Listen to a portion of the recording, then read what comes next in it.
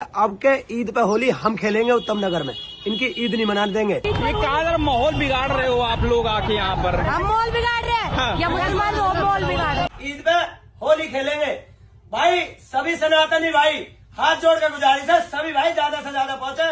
हम लोग तो निकल रहे हैं कि ईद के दिन ईद मनाने नहीं देंगे, फुला कर देंगे, ये कर देंगे। कई मुसलमान अपना घर छोड़कर चले गए उत्तम नगर से।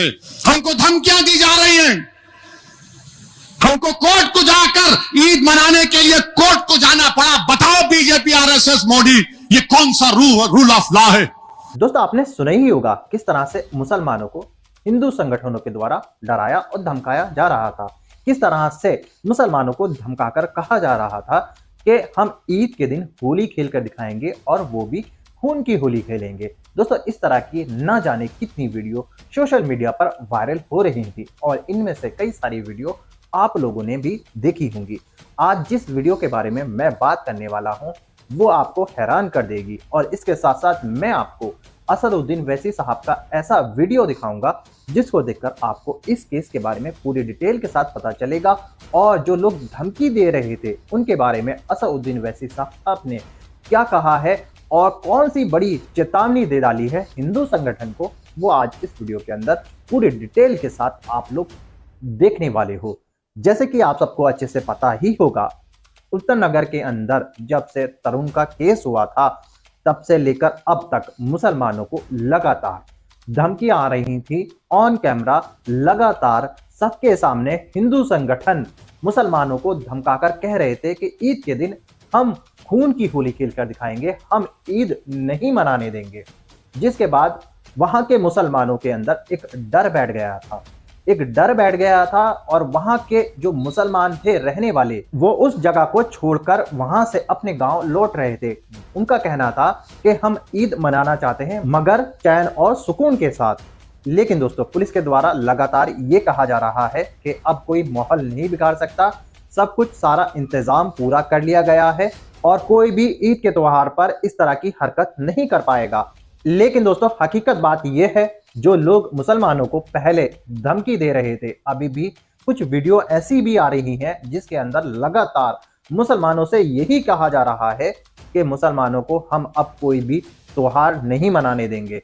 दोस्तों, इस तरह की लगातार धमकियां अभी भी मिल रही हैं पुलिस की कार्रवाई होने के बाद भी। दोस्तों, आपने ये बात तो नोटिस की होगी और ये लोग सब जानते भी हैं और ऐसी वीडियो आपने भी देखी होगी किस तरह से उत्तर नगर दिल्ली के अंदर माहौल बिगाड़ने की कोशिश की जा रही थी कुछ लोगों के द्वारा। दोस्तों, बाहर से लोग आकर इस तरह के आपत्तिजनक बयान दे रहे थे जिसको सुनकर डर लगता था।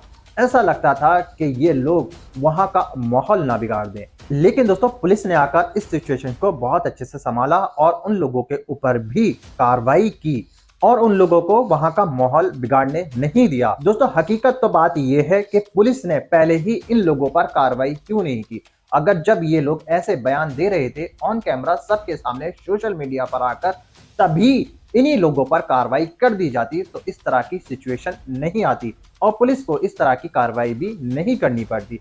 लेकिन दोस्तों, इस तरह के बयानों की वजह से पूरी दिल्ली का इन लोगों ने माहौल बिगाड़ दिया है और ये लोग ऐसे हैं कि ये जब भी कुछ भी सोशल मीडिया पर बयान देते हैं सिर्फ मुसलमानों के खिलाफ जहर उगलते हैं और मुसलमानों के खिलाफ नफरत फैलाने का काम करते हैं। अब मैं आपको असदुद्दीन वैसी साहब का ऐसा वीडियो दिखाने वाला हूं जिसके अंदर आप इस केस के बारे में सारी डिटेल से और पूरी सच्चाई के साथ देखने वाले हो और आप देखोगे किस तरह से असदुद्दीन वैसी साहब ने उन सबको नंगा कर डाला है जो इस तरह के बयानबाजी कर रहे थे। और असदुद्दीन वैसी साहब की ये वीडियो देखकर आपको बेहद मजा आने वाला है और आपके दिल को बेहद सुकून पहुंचने वाला है। आप तो जानते ही होंगे असदुद्दीन वैसी साहब जब भी बयान देते हैं सोशल मीडिया पर आग लगा देते हैं। मगर दोस्तों, उनका ये वीडियो दिखाने से पहले मेरी आपसे गुजारिश है, आज का ये वीडियो पूरा एंड तक जरूर देखना और अगर आप मेरे चैनल पर नए आए हो चैनल को जरूर सब्सक्राइब करना, साथ में इस वीडियो को दूसरे लोगों में शेयर जरूर करना। चलिए दोस्तों, पहले आप ये वीडियो देखिए फिर आकर मैं आपसे आपको क्या लगता है ऐसा होली खेलने से तरुण भाई को न्याय मिलेगा? प्यार से हमने नहीं डाला था जब हमारे भाई को नहीं मिला। पहले भी हम मांगे थे जब हमारे 40 में थे, न्याय मांगा, प्यार से नहीं दिया। आज ईद है तो भाई हम ये कहा माहौल बिगाड़ बिगाड़ रहे हो आप लोग आके यहाँ पर। हम मॉल बिगाड़ रहे हैं हाँ। या मुसलमान लोग मॉल बिगाड़ रहे हैं? हाँ। आपको रंग किसने लगाया? मेरे हिंदू भाइयों ने, होली खेलने से करूंगा, जिसको न्याय मिलेगा या फिर लीगली मिलेगा, कानूनी तरीके से लड़ाई लड़िए, क्योंकि आज मुसलमानों को जा रहे वो भी बनाएंगे ना। तो जब हमारे दीवार तक मुसलमानों ने देखा है, हमारे भाई को आने वाले दिन मारा है, जब उन्होंने जरा सा भी तरस करा है तो होली क्या आपको किसी ने बुलाया, खुद आए हो? मैं खुद आई हूँ अपनी मर्जी से। अच्छा, देखिए काफी लोग हैं जो लगातार मुझसे ये सवाल कर रहे हैं कि दीदी आप तरुण वाले केस में इतनी शांत क्यों हैं? मेरे शांत रहने का कारण बस यही है कि तरुण के साथ जो हुआ वो हमारे देश की कोई पहली घटना नहीं है। लेकिन अगर ऐसी घटना दोबारा ना हो, अगर आप ये वाकई में चाहते हैं, तो जिस प्रकार आज समस्त हिंदू समाज उत्तम नगर में बैठा है, वो वहां से तब तक नहीं हटना चाहिए जब तक हमारे उस होली वाले त्योहार को, जिस लोगों ने बेरंग किया था हमारे रंगों को के त्योहार को, जब तक उनका रंग बेरंग ना हो जाए तब तक वहां से ना हटे। मैं उसी दिन कहूंगी और उसी दिन उन शेरों का पेट थपथपाऊंगी। और अगर आपको ये लगता है कि मैं पीछे हट रही हूं, तो मैं खुलेआम आज ये कहती हूं, मैं खुशबू पांडे पूर्ण रूप से समर्थन करती हूं। होली वाले दिन जिस प्रकार उन्होंने हमारे रंग को बेरंग किया, अब हमारी बारी है कि ईद वाले दिन उस अधूरी होली को हम पूर्ण करें। हमारा पूर्ण समर्थन है। मेरे अजीज दोस्तों और बुजुर्गों, फिर दिल्ली में उत्तम नगर है, मैंने पिछले हफ्ते जिक्र किया था। अब उत्तम नगर में आरएसएस से वाबस्ता तंजीमें बोल रही हैं कि ईद के दिन ईद मनाने नहीं देंगे, फुला कर देंगे, ये कर देंगे।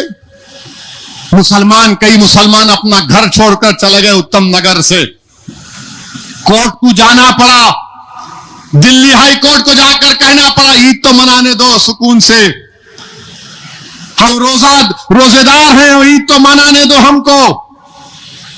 ये नौबत आ गई भारत में, जो मोदी विश्व गुरु की बात करते हैं।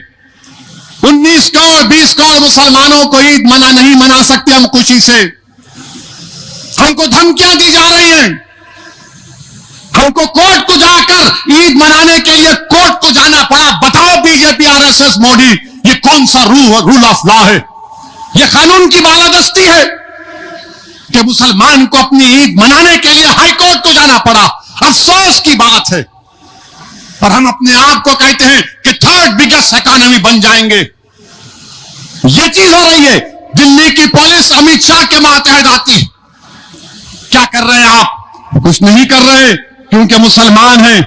दोस्तों, देखा आपने ये वीडियो और असद उनवैसी साहब को आपने बहुत गौर से सुना होगा और उनकी बातों पर गौर भी किया होगा और उनकी बात सुनकर आपको पता चल चुका होगा कि मुसलमानों के ऊपर कुछ लोगों के द्वारा किस तरह से जुल्म किया जा रहा है, किस तरह से मुसलमानों को सताया जा रहा है, किस तरह से मुसलमानों को धमकाकर चुप कराया जा रहा है। मेरे दोस्तों, ऐसी ही वीडियो जिस तरह से असद उनवैसी साहब ने बताया है, ऐसी ही वीडियो ना जाने सोशल मीडिया पर कितनी है, जहां पर किसी सब्जी वाले को पीटा जाता है, कहीं पर किसी की दुकान पर पहुंचकर उसको धमकाकर उसका नाम बदलने को कहा जाता है, कहीं किसी दुकान पर पहुंचकर कहा जाता है कि आज के बाद ये दुकान नहीं खुलेगी।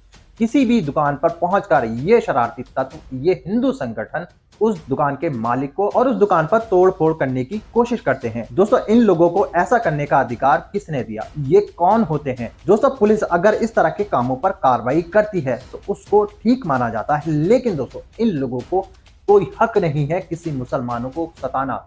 लेकिन दोस्तों, ऐसे हिंदू संगठनों को बिल्कुल हक नहीं है वो कानूनों को अपने हाथ में लें, इस तरह से किसी आम नागरिक को धमकाएं, किस तरह से उसकी धार्मिक पहचान पूछें, किस तरह से उसका धर्म देखकर उसको गालियां दे, उसको धमकाएं और उसको चेतावनी दे। दोस्तों, इस तरह की हरकतें बंद होनी चाहिए और ऐसे लोगों पर लगातार कार्रवाई होनी चाहिए और इस तरह की कार्रवाई होनी चाहिए कि आगे से ये दोबारा इस काम को नहीं कर पाए। लेकिन दोस्तों, कुछ जगह ऐसा भी होता है कि अगर इन लोगों के ऊपर कार्रवाई कर दी जाती है तो उनको जल्द से जल्द छुटा भी लिया जाता है और उनका स्वागत इस तरह से किया जाता है कि वो बहुत महान काम करके आए हों और उनको फूल मालाएं भी पहनाई जाती हैं। और ऐसी वीडियो आपने सोशल मीडिया पर देखी होंगी। दोस्तों, ये वही लोग हैं जो समाज को नहीं चाहते कि भाईचारा बने।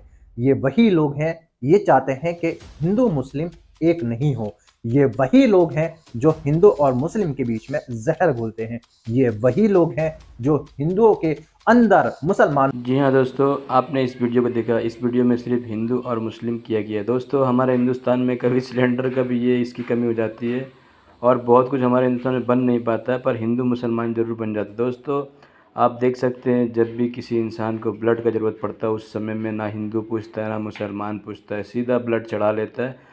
और यही चीज़ डॉक्टर के भी मामले में है। जब डॉक्टर के साहब के पास जाते हैं तो फिर धर्म नहीं पूछते और अपना ट्रीटमेंट लेने के लिए तैयार हो जाते हैं, क्योंकि उस समय जान बचाना होता है। जैसे जान बच जाता है वैसे हिंदू और मुसलमान करने लग जाते हैं। दोस्तों आपको ये मेरे वीडियो देख के कैसा लगा, आप ज़रूर अपने कमेंट बॉक्स में कमेंट रखिए। थैंक यू सो मच दोस्तों।